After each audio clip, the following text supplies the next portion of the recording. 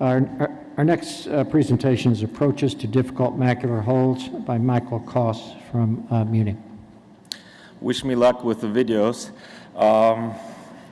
Dear Judy, dear Mark, thank you very much for this invitation. The title of my talk is Approaches to Treat Difficult Macular Holes, a topic where I have nothing to disclose.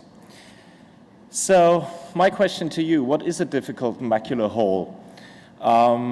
In times where with a standard vitrectomy, ILM peeling, a gas endotamponade, in regular eyes, idiopathic macular holes, we achieve a high safety and efficacy. A closure failure rate of 3% was recently published.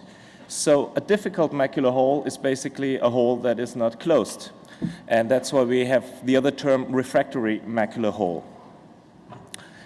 When we look at recent publications about these refractory macular holes, pre-operated, or they reopened after vitrectomy, then the literature is not that clear. We have a closure failure rate of 13 to 61% in these special eyes.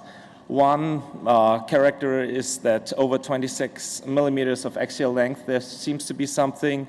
The duration of macular holes, high myopia, associated staphyloma, all of these might be risk factors. Sasha and Jerzy Nawrocki taught us this really nice technique years ago with inverted flap, and in regular eyes, it's a beautiful outcome. But in these special eyes, also they or another group reported about a closure failure rate of 13%. So in these special eyes, a respected number of very experienced surgeons are looking for alternative approaches. And it's a hot topic. I would say that there are 3 transplantation techniques, apart from the ILM groups, that all go in the direction of plugging the hole with something. I go from external to internal now, starting with an amniotic membrane, then with a lens capsule concept, and a retinal autograft we heard from Steve Charles already. One pioneer is Stan Rizzo for many things, but for this technique with the amniotic membrane allograft, where he really redefined his technique and is punching for the individual size of a macular hole, the amniotic membrane, positions it in the macular hole, and recently published a nice group, a really heterogeneous cohort of 14 eyes. 8 out of these were true refractory macular holes, so they underwent primary vitrectomy with ILM peeling unsuccessfully. But all of these closed, and the visual improved nicely. Another technique where the literature is not that good is the lens capsule. You can do here in this video, as you can see, in pseudophakic eyes, could use the posterior capsule, or in combined cases, the anterior capsule. You can see one representative OCT up there. It's not that well elaborated technique to date.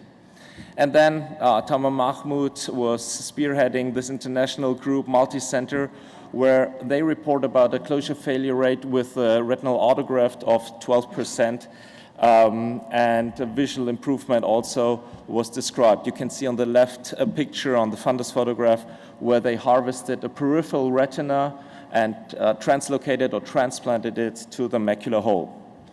What I want to show you is an old technique. We coined it the retinal relaxation technique, and we're investigating this over the last 1.5 years. What is this? It takes into consideration that in a large macular hole, maybe in the subretinal space next to the perifoveal rim, there might be so strong adhesions that regardless what you do, you never can close it.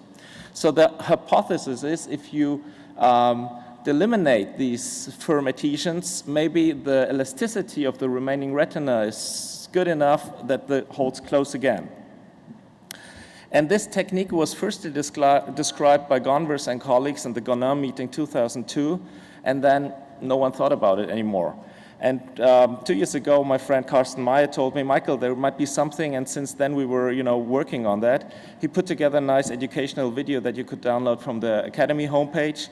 And you can see here that with the help of a perfluorine bubble on the posterior pole, you use a 41 gauge needle to basically induce retinal detachment at the posterior pole.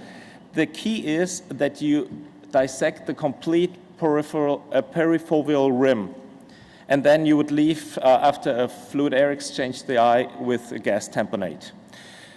We investigated 79 patients so far from 22 vitreoretinal surgeons around the world, and could, you can see here the OCTs could describe nice closures, but also with this technique around 13% did not close. So to summarize, what is a difficult macular hole? A one that is not closing, and only a closed hole is a good hole.